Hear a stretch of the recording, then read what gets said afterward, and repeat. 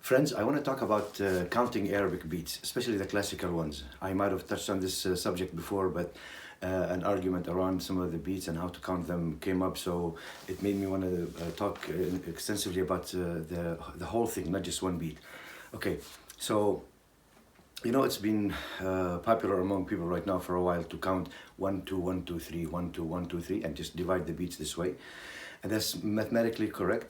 But it finds the challenge when it comes to those older traditional slower meters where it's easy to count the whole beat. Like if it's 10/8, I'm going to demonstrate with a 10 and the others. When it's a 10/8 beat, for example, it's slow enough that you can count from 1 to 10. 1 2 3 4 5 6 7 8 9 10. 1 2 3 4 5 6 7 8 9 10. Okay, now you can still divide into 1 2 3 1 2 1 2 3 1 2 3 1 2 1 2 1 2 3. That works this way.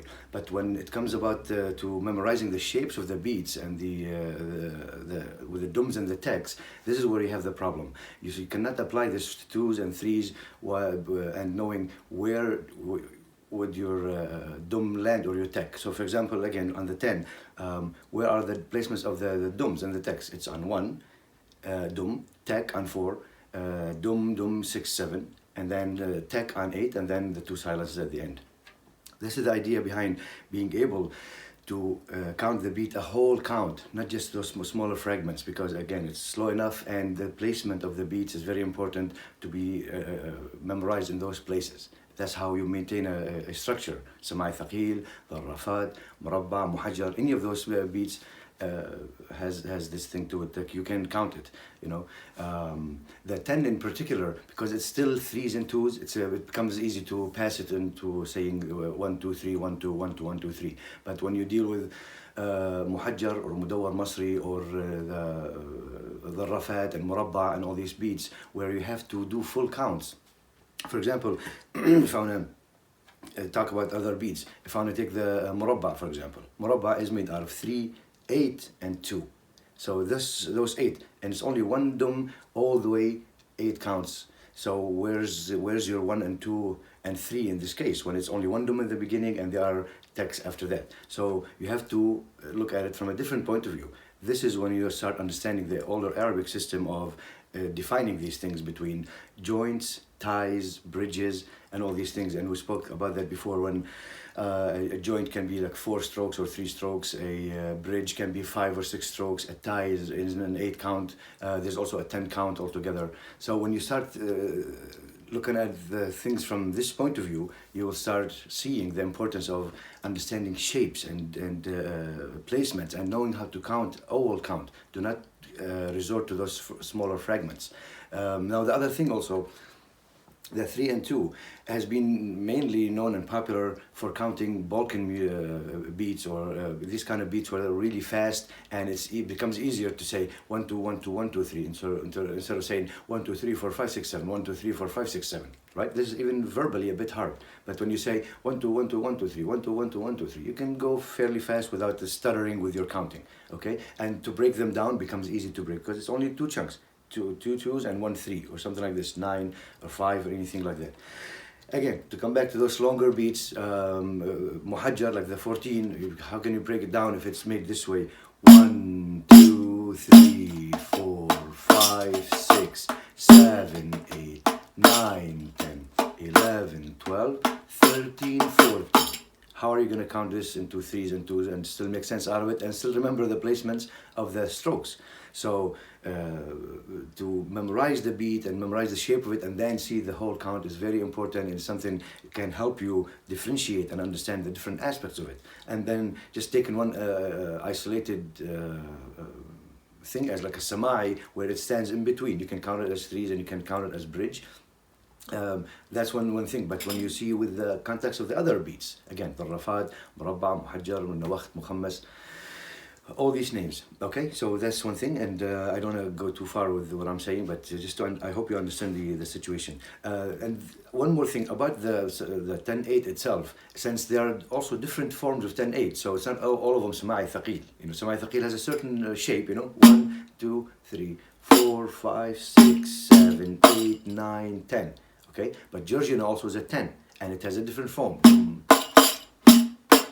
I can even slow it down. Georgian is fast anyways, but to slow it down, 1, 2, 3, 4, 5, 6, 7, 8, 9, 10. 1, 2, 3, 4, 5, 6, 7, 8, 9, 10. 1, 2, 4, 5, 6, 7, 8, 9, 10. Okay, so this is divided into 1, 2, 3, 1, 2, 1, 2, 1, 2, 3, 1, 2, 3, 1, 2, 1, 2, 1, 2, 3. See, it's easy to do that, and you still have one dum here and one dum here, so it makes it tangible. Again, go back to the semi and look at the structure of it. It has a bridge you have to memorize. You have to understand it's from 1 to 5 and then from 6 to 10. If you want to divide it, at least those two things. 1, 2, 3, 4, 5. 6, 7, 8, 9, 10. So that's one thing about this beat. And please experiment and research more and see and ask around sometimes if you have the chance, just to see this important thing that we have to deal with.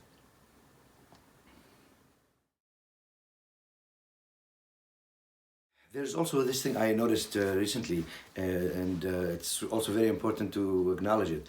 Being able to play the instrument, being able to play with the music, being able to memorize the music, and being able to play correctly with the music. Those few things. That means that you remember, you know the song, you play the instrument first, as good or bad, or like whatever level you are in.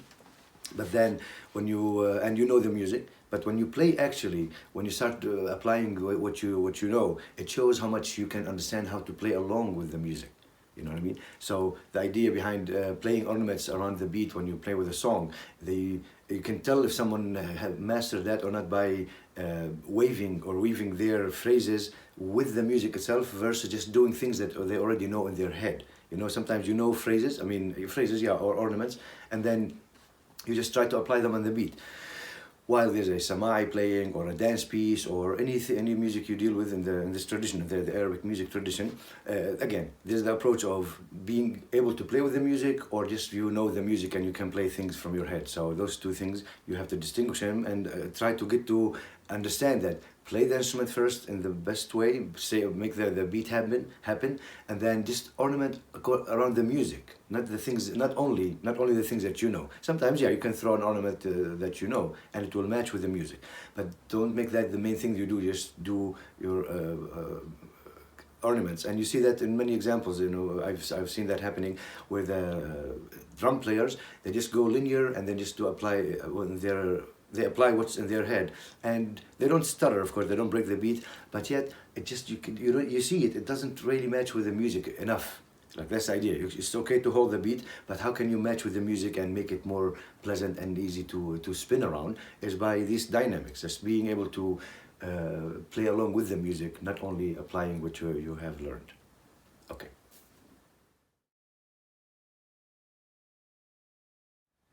Friends, I want to talk about the principle of the double strokes on both hands. We usually talk about the double stroke here on the one finger, this style, but then just the basic idea of playing doubles,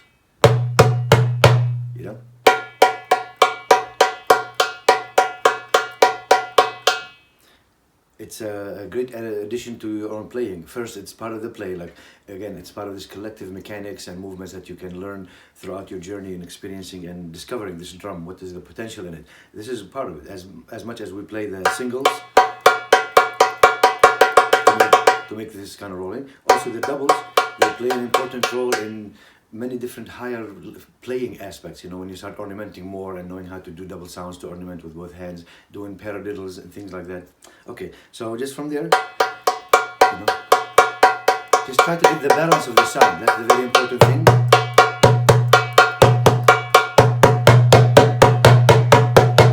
The change of the sounds. Mixing them. Again, being physically fit to do this, and again, just incorporating them. I can just demonstrate. I mean, it's a very basic idea, just knowing how to incorporate it within the play itself,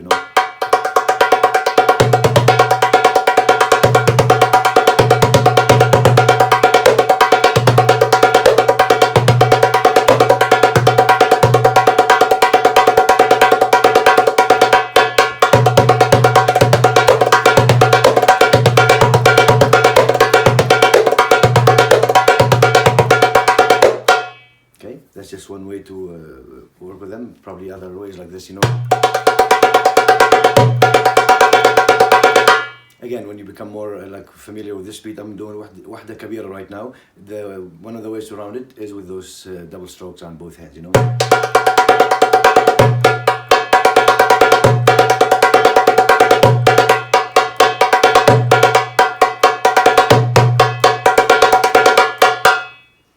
Okay, back to just basic exercises. If you want to get more to it, just start with slower strokes.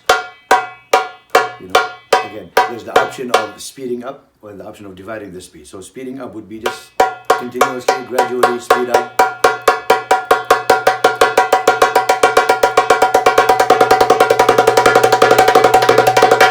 Okay, and at this point, I would want to draw your attention to the physical importance and the physical movement. If you can notice, when it's slow, it's easy to trigger with bigger spaces.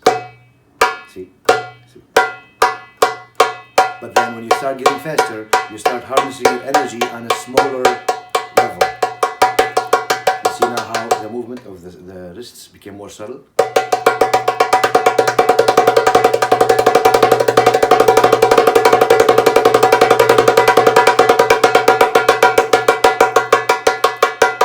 And then the looseness of this finger here, because of the position of the hand over the drum, the looseness is very important. How to get all of your hand loose. Notice over your thumb, your index, how you can let go of them until you become able to do this,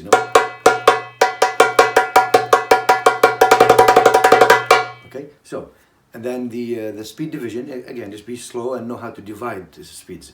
Jump from one to the other.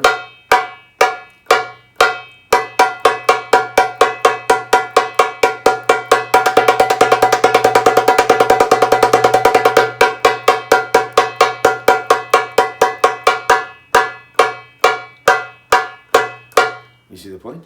That's very good exercise, being able to divide, and the other exercise to be able to gradually speed up. Okay? So that's basically for the double strokes. And again, the change of the sound, as I said, you can make so many things out of it and different combinations that you can come up with, just anyways.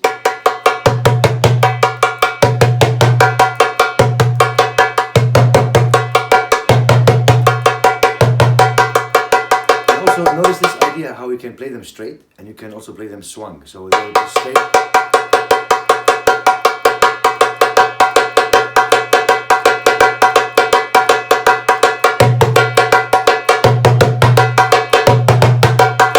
Then straight.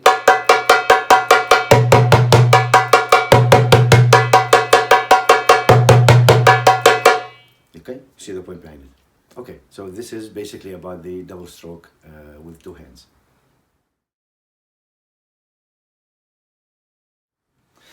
The other principle I wanted to discuss with you is the double strokes again with the one finger. If you remember, we talked about it being in qarshi, being in regular play,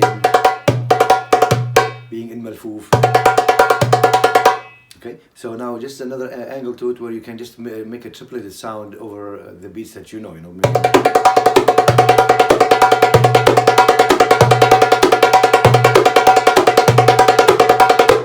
Okay, so we're used to also the other idea of the two hand triplets. It's also the same thing as with the notice that how the sound, the texture changes when you have double strokes here. It's always the same sound here and one sound here. But with the two hands triplet, if you notice, there's emphasis each time in a different place. 1, 2, 3, 1, 2, 3. So between those two things, you have more flexibility even to change sounds.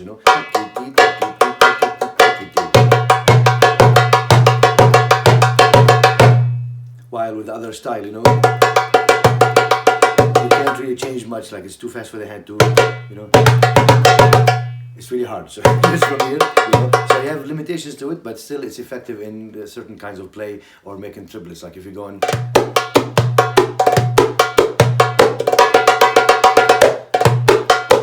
Or ends of phrases.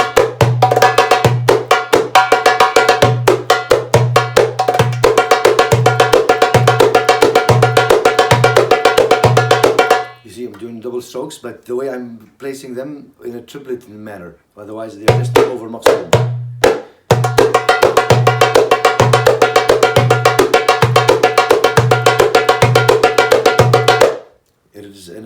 the sound, but you see how beautiful and sweet it can sound when you apply it correctly with the double strokes. So again, that's another dimension of playing those double strokes. Okay, thank you.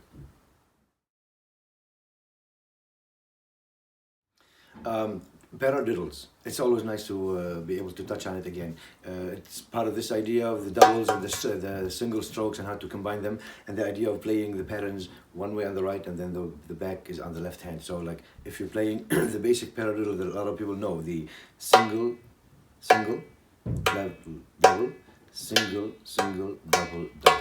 Right? Ta, ta, ta, ta, ta, ta, ta, ta, ta, ta, ta.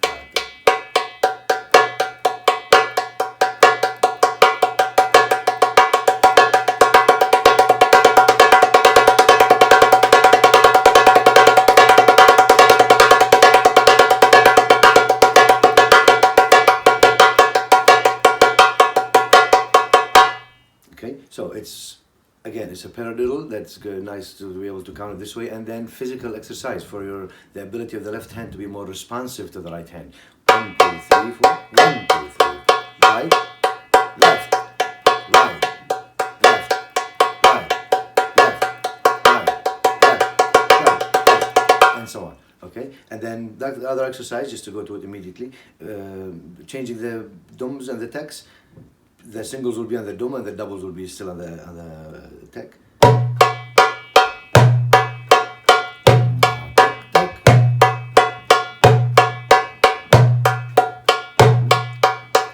Just stay slow until you become more confident with it, and then you can speed it up gradually.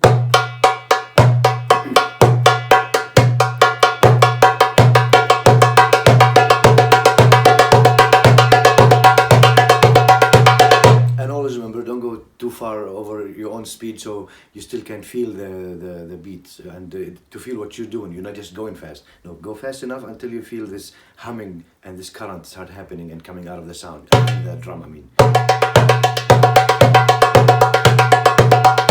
Okay, so and the other way around, with the doubles on the dums.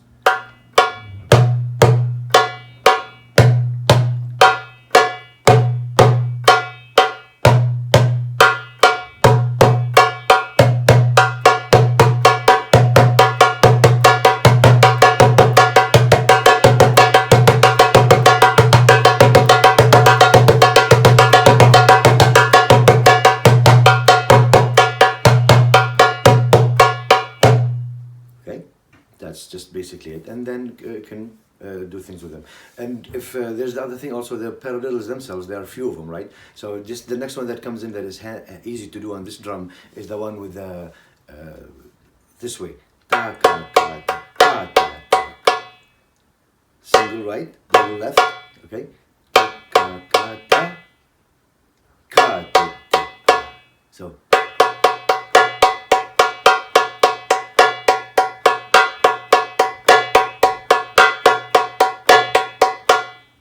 So you see, it's like a single then double double, versus the first one was single single. You see, ta ka ti ti ka ta ti ti. This one is ta ka ka ta ka ta ta ka ta ka ta ta ta ta. See.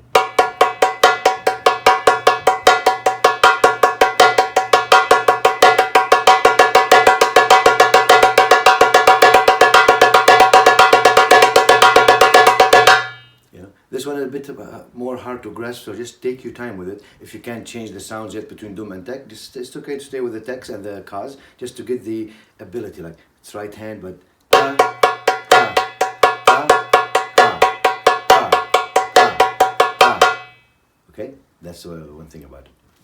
Okay, that sums the paradiddles. Okay, I can just demonstrate quickly just how to put this in an ornament. Like again, for this music, these things can help in ornamenting and creating phrases as ornaments. You know, over anything like maximum.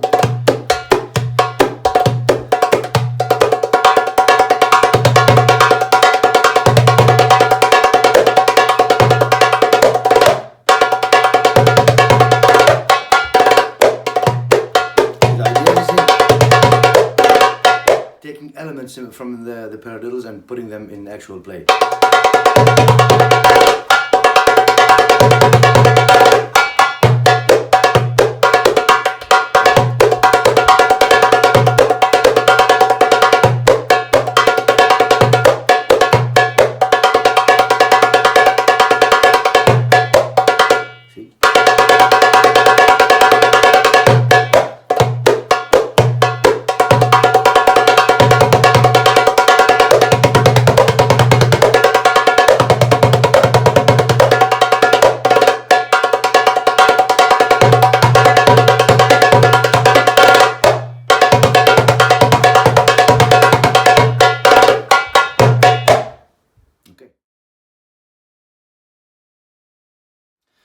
I want to add one more thing about the paradiddles. As you saw in the beginning, I played them with the singles. Only one single stroke, right?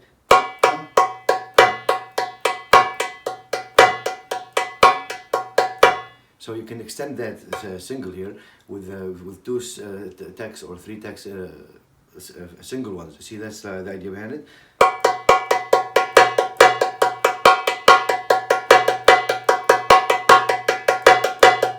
And I can add more, 3 in a row.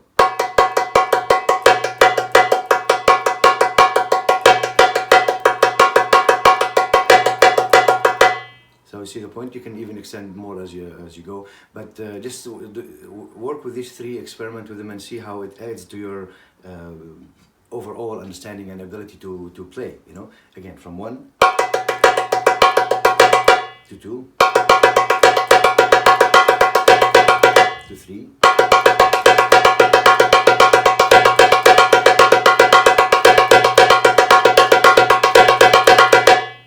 Okay, and then just from there add it to your knowledge. Okay. I want to talk a little bit now about the idea of flicks, flicking on the skin this way and this way. Those two things, you've seen people use this kind of flick, and it's really nice to be able to get it yourself. It takes a little bit of adjustment for the hand to be able to do that. It's so much about the thumb, the development of the thumb, the ability of the index finger to flick on the side of the thumb, right?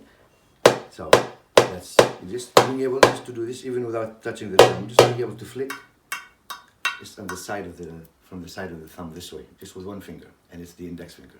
See? Okay, and then the placement of the thumb itself, where when you start playing overall, you can see where it's important to find your mute points, right?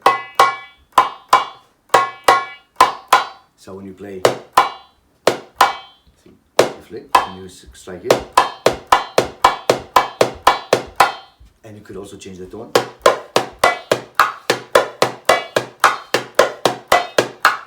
So that's really a very important mechanism to be able to do with Middle Eastern drumming, you know, flicking on the skin this way, you know, with not so much tension like strength, but yet flexibility and being precise on the beat. You've probably seen people do this.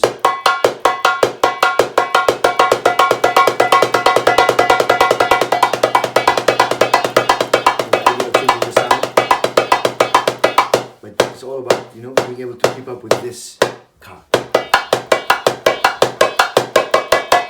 Okay, so basically done this way, and then this other thing about, you know, the whole all the other fingers doing. You can even do with the pinky if you want. I myself mostly play with those 3 fingers. That's what I need to play with. But you can incorporate the pinky if you want, and it's a good exercise for the pinky. There's one thing about this one, the orientation of the hand. Some of us, as humans, I noticed, we go from the front, that means from the index, going up this way. But others, they are able to do it this way, from the pinky, you know, starting up this way. So that affects when you play here, your own approach. That's something for you to decide if you can do the front or the back. I'm not oriented to the back, so it's hard to do, but it's something like this. You know, so again, if I don't practice it, I don't get it right. But so from the time I learned to go from the front with 3 fingers at least, and being able to control them individually.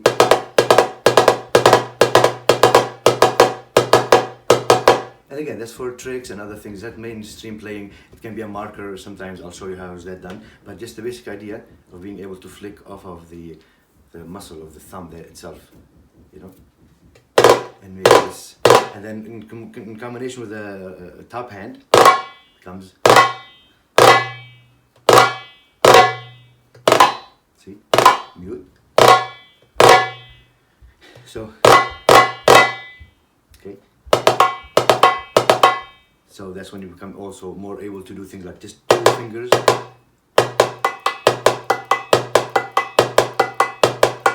That's like a trick you do in the play.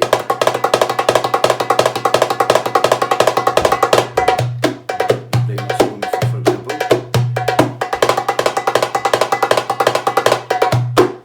Again, just being able to do this, and like as a whole thing, if you're doing a phrase with it.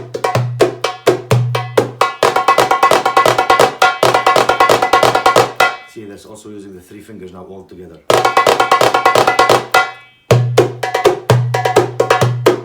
And then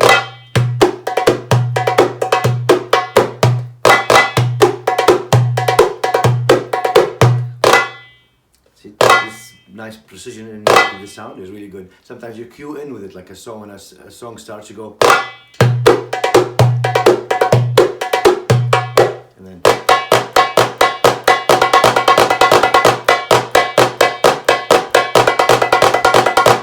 So you see also, just as much as possible, see how you can develop the thumb to give you this accurate sound, and then the 1 finger.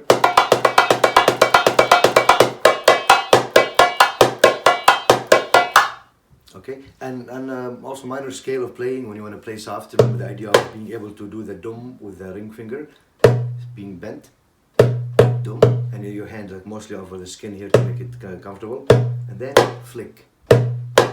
This idea, if you can get into this, it's really nice to be able to play this way. Maqsoom, for example.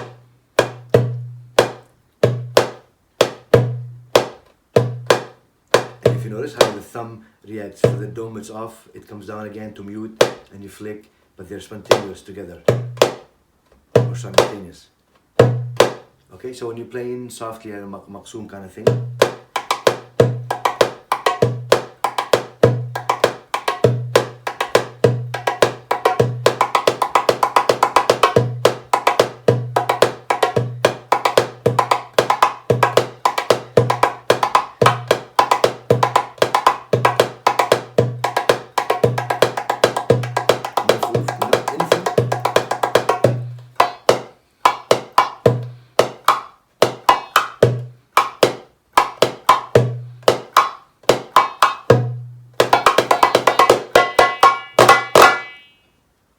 okay.